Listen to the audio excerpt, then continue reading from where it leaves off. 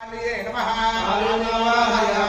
स्थापयामि पूजयामि नवनागदेवतामावाहयामि स्थापयामि पूजयामि నవనాగులు సర్ప రూపంలో ఉంటారన్నమాట. అంటే సాక్షాత్తుగా సర్పాలన్నిటికీ కూడా పూజ చేసిన ఫలితము ఈ 9 నాగదేవతలకు చేసుకుంటే వస్తుందని మనకు ధర్మశాస్త్రంలో.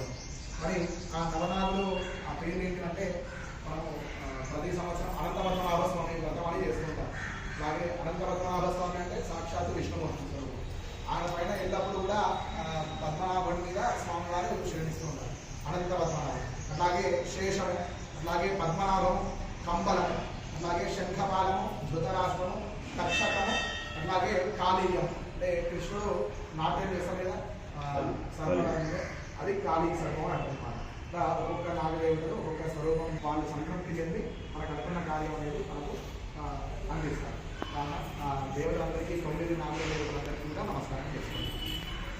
అనంతం వాచకం శేషం పద్మనాభం చ కంబలం శంఖపాలం ధృతరాష్ట్రం తక్షకం కాళీయం తథా నవనాగదేవతాభ్యో నమః.